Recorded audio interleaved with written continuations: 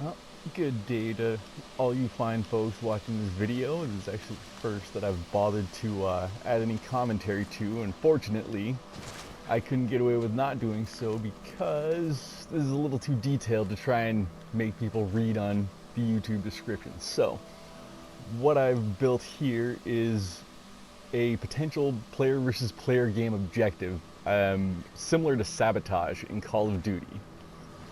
So what we have here is a bunker type of thing that I've built around an existing supply depot.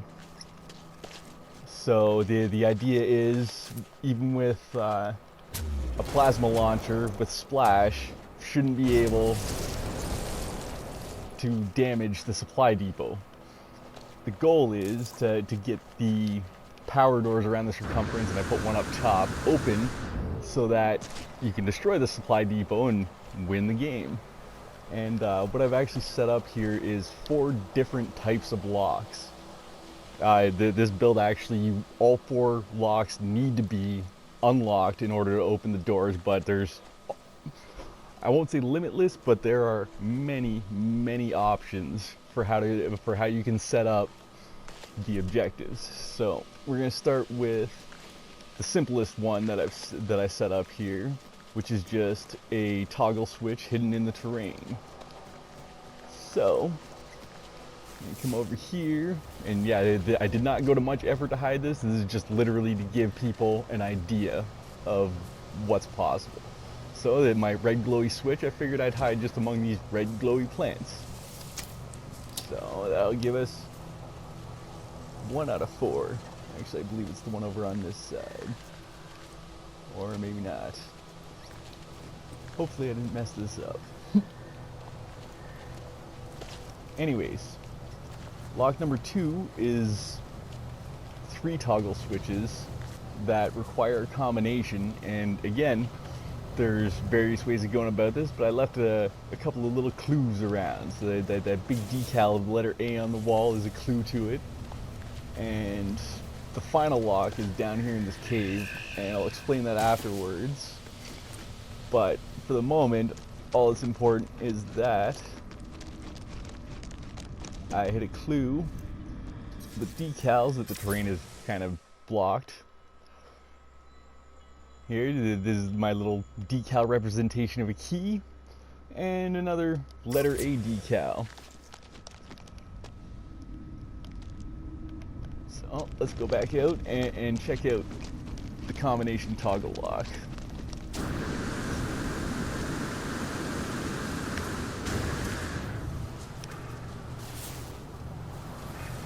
So that one is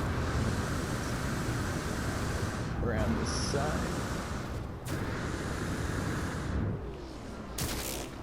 And right here, there it is. So again, I made sure to put my little key decal here, and we've got 3 toggles, all with a 0 or 1. And I don't know how many of you know hexadecimal, but what I used is A is actually the hexadecimal character used for the number 10. So 0, 1, 0. Nice and simple. Okay, now is when things start to get interesting. Lock number 3, well actually, I'm going to go back into the cave and show off that one. So, my initial idea for this was to set it up kind of like Sabotage in Call of Duty, where you end up having to, one player ends up having to stay in place to arm the bomb that you're using. So what I've set up here is, well, it was supposed to be just thrown together representation of like a computer terminal that requires hacking.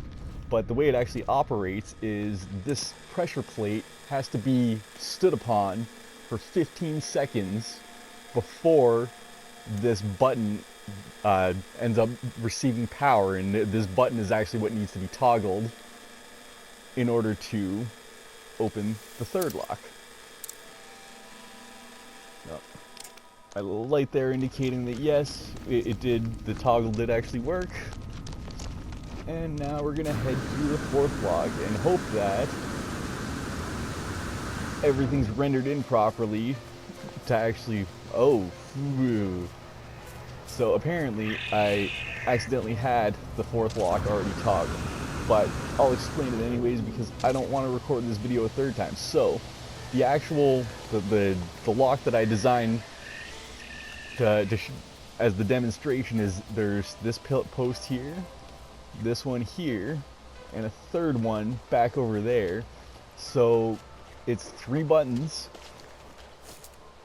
Firing at the first sends power to the second one for exactly 1 second.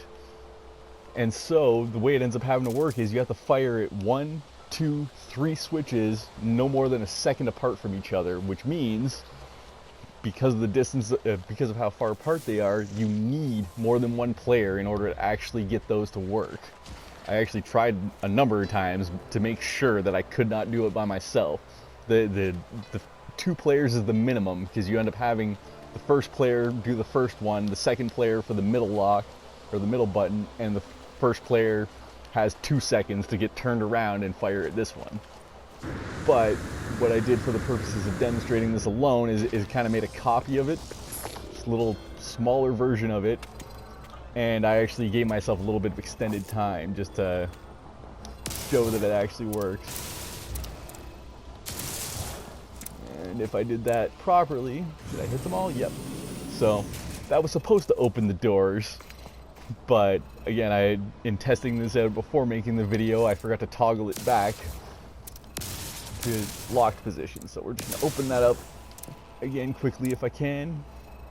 No, not quick enough, even though I had 2 seconds per. That should do it.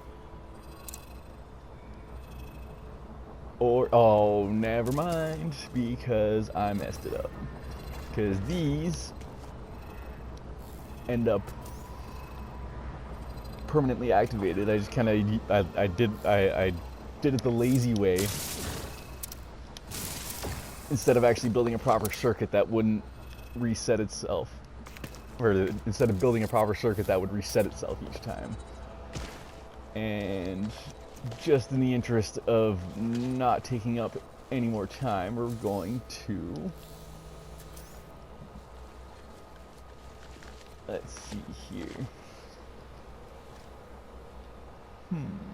So what's gonna happen if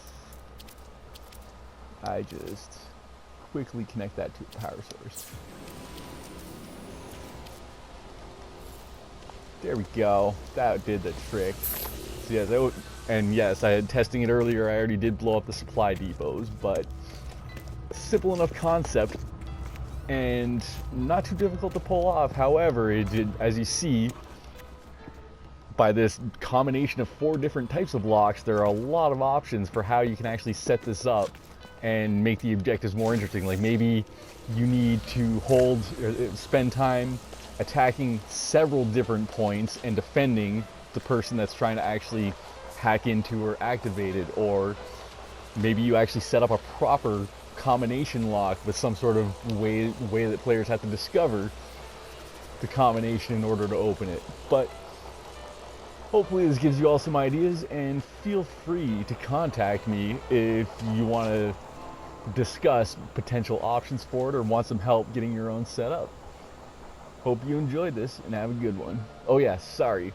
This is the second time I've tried to record this video. I had a friend of mine, Lucifer, and Lucifer2207 is his call sign, was helping me to actually properly activate the original 1-second delay locks. Unfortunately, I didn't record my voice onto that one, so this is my second take on it, and I didn't want to impose on him again. But I appreciate the help, bud.